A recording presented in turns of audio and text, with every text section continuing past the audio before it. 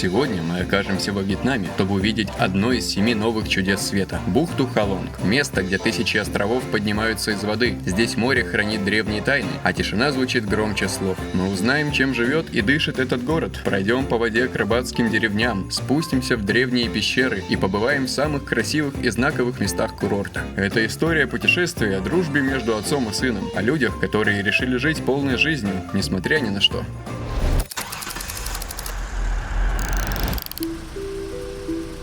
Прямиком из Ханоя мы добрались в этот город на автобусе за 3,5 часа. На первый взгляд я не увидел ничего интересного. Пустые улицы и пасмурная погода. Редкие туристы проходили мимо нас, оглядываясь по сторонам. Благодаря Семену сняли просто шикарный номер. Стоит 700 рублей на человека в день. Это с завтраком, со всеми делами. Ну, может, повезло? Да, вообще супер. Небольшой, но вполне удобный. После этого мы решили не тянуть кота за хвост и отправились перекусить на скорую руку. Как тебе обед за $1? Обед за $1, обратите внимание. Несколько колбасок с соусом. Приготовили прямо при нас. Булочка с каким-то сыром, сладенькая.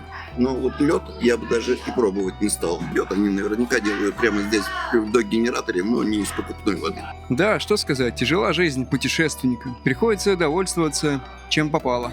$1 в сутки.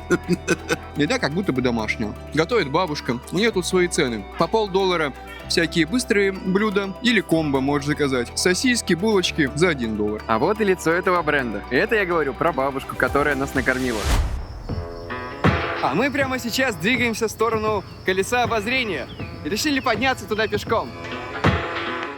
Интересно, что Санвилл стоит не просто на земле. Его подняли на вершину холма Бадео. Именно поэтому вид отсюда кажется почти нереальным. Вы смотрите на Халонг с уровня, от которого обычно смотрят только птицы. Хотя внизу кипит жизнь, здесь все будто бы замирает. Это колесо одно из самых высоких во Вьетнаме. Почти 215 метров над уровнем моря вместе с горой, на которой оно стоит. Дорога на вершину горы заняла около часа. Мы останавливались в разных местах, фотографировались, покупали водичку с собой перекусить. Из меня, наверное, вытекают все ненужные шлаки. И теперь нужно восполнять свой организм только полезными витаминами, салатиками, фруктами и чистой водой. Не слушайте этого молодого, не знающего жизни. Я вам расскажу, как надо. Утром просыпаемся. За место кофе берем пиво. И идем в горы.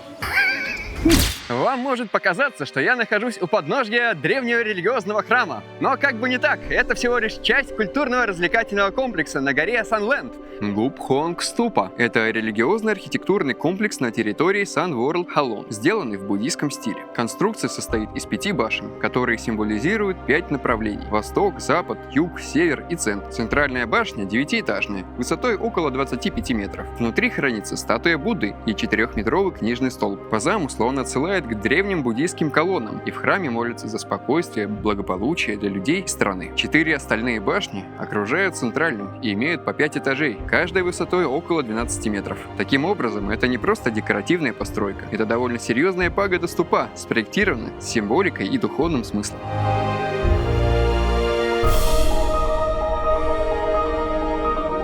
Ну что, у нас выбор небольшой. Либо перескакиваем через забор, либо идем назад. Что будем делать? Назад. Назад через забор. Я так и думал.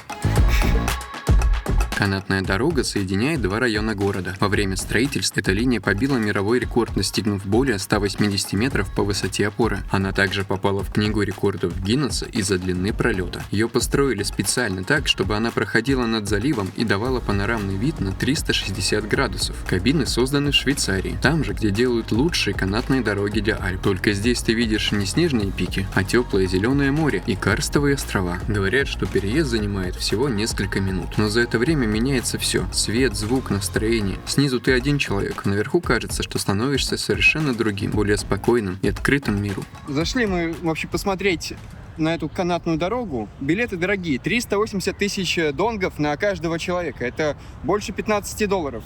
Решили не ехать. Да.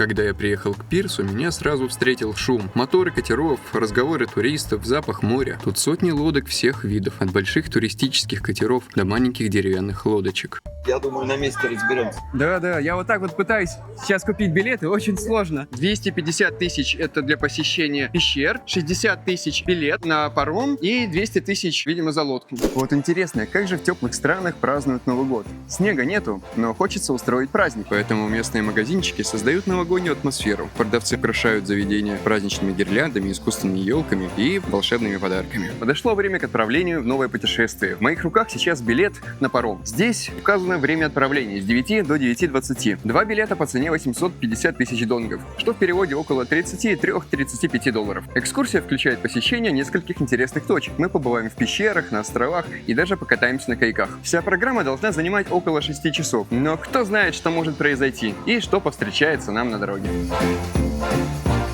Подходи ко мне и рассказывай, что это значит. Это значит, что они нам там будут продавать любую воду и еду за тройную и четверную цену. Стандартная ситуация вот на экскурсию. Хотите, купите у нас на лодке.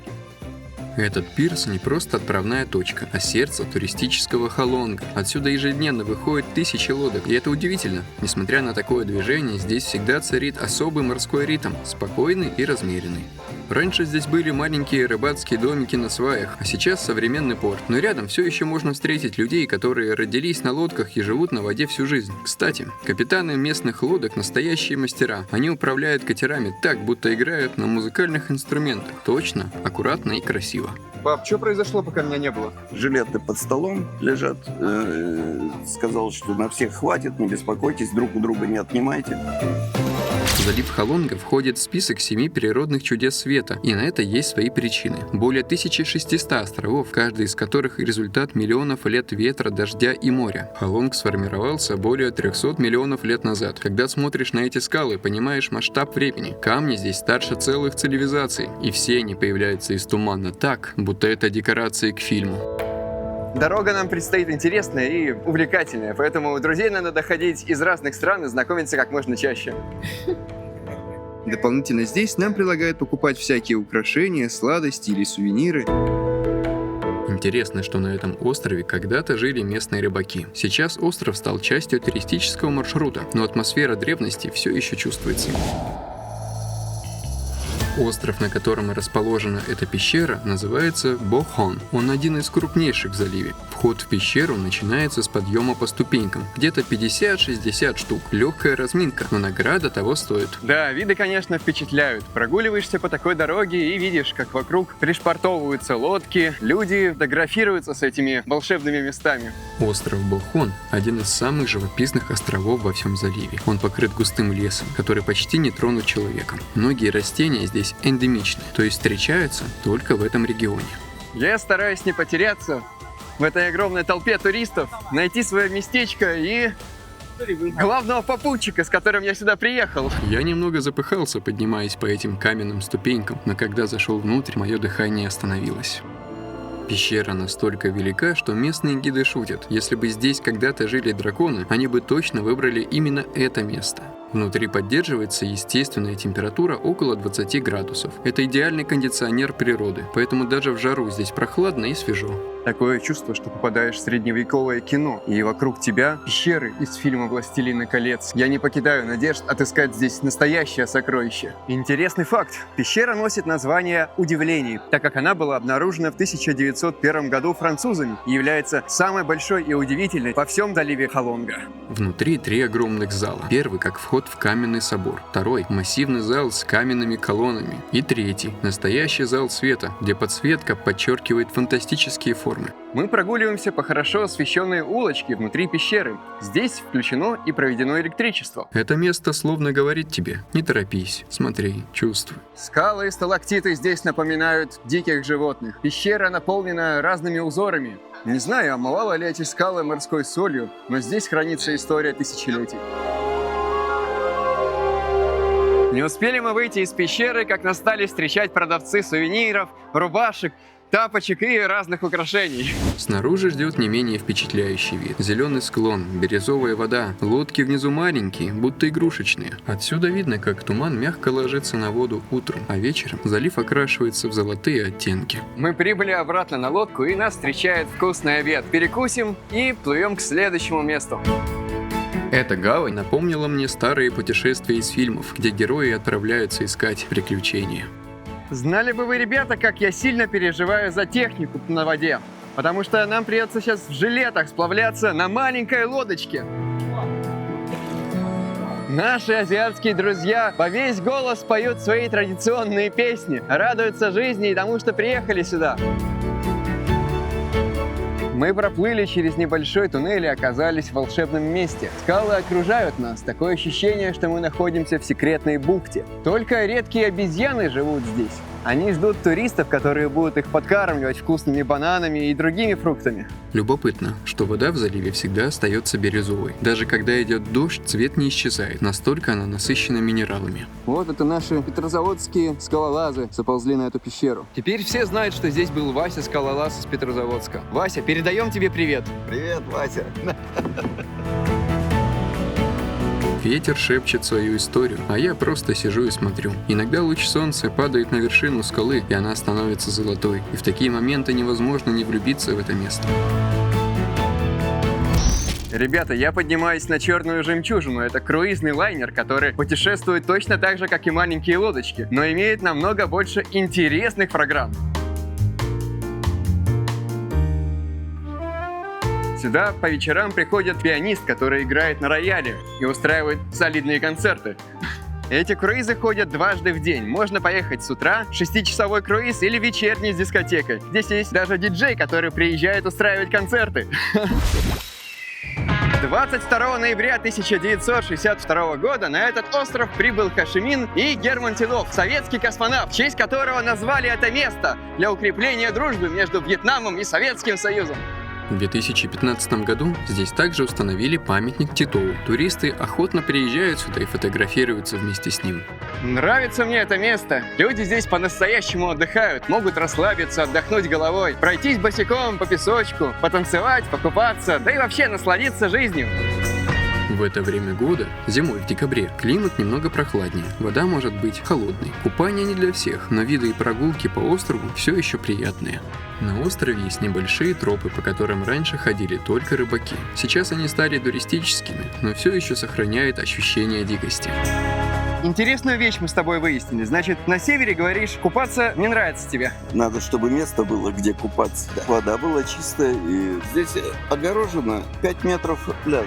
Это что такое? Вода и правда немного мутная. Такое ощущение, что туда сливают канализацию. Мне сразу вспоминается фраза: «У вас еще пиво мочой воняет». А это потому, что мы туда мочимся. Эта поездка стала для меня не просто прогулкой. Это был целый маленький роман о море, тишине и красоте. И я с теплом забираю его с собой в свой маленький мир воспоминаний. Я проголодался и нашел магазин. Называется Винмарт. Здесь продают фрукты, овощи и другие продукты. Цены намного выше, чем на рынке. Зато тут можно купить сразу готовые нарезки. И скушать их не отходя от магазина. Маленькие хорьки кушают кофейные бобы, испражняются, а затем люди собирают их помет, очищают его и заваривают из него кофе. Это Андрей торгуется за лодку. Хочет как можно дешевле. Синчао! У меня тут лодка есть. Ну, раз ты говоришь, что есть лодка, то я запрыгиваю. Чем дальше лодка уводит нас от берега, тем тише становится вокруг. В воздухе соленый ветер, запах водорослей и легкий шум мотора, бороздящего воду. И вот впереди появляются первые деревянные плавучие дома. Это рыбацкая деревня. Они кажутся частью пейзажа, словно много лет назад их аккуратно поставили между скал сами духи моряков. На крышах сушатся сети, у порогов покачиваются на воде корзины лодки. Здесь жизнь идет спокойно и неторопливо. Рыбаки чистят улов, женщины распутывают длинные нити сетей. И все это происходит на фоне бесконечной морской глади. Вода — их дорога, их двор и их дом. Лодка тихо проходит мимо домов, и жители приветливо улыбаются, кивают нам, будто мы старые знакомые. В такие моменты особенно чувствуешь, Халонг — это не только потрясающая природа, но уникальная культура людей, которые веками жили на воде и сохранили связь с морем. Когда наша лодка начала поворачивать обратно, мне захотелось оглянуться и увидеть еще раз тихие домики на бирюзовом канале между скалами, посмотреть на людей, которые живут здесь в такт морским приливом. Я думаю, что эта прогулка отличается от стандартных туристических маршрутов. Здесь тебе показывают что-то секретное, тайну. Ведь эта нация столетиями живет на воде, и для них это традиция. Лодки могут передаваться из поколения в поколение, на них будут жить ваши дети, внуки и их правнуки. Поэтому для меня это путешествие стало небольшим откровением, открывающим завесу перед тайной бытовой жизнью местных рыбаков. После такой активной прогулки мы пришли в ресторанчик, чтобы насладиться местной традиционной кухней. Перед нами два прекрасных супчика пхо с традиционными рецептами. Мясо, лапша, зеленушка. Иногда добавляю чесночок или перец, для того, чтобы душистый вкус проник в твои легкие и наполнил его ароматами Вьетнама.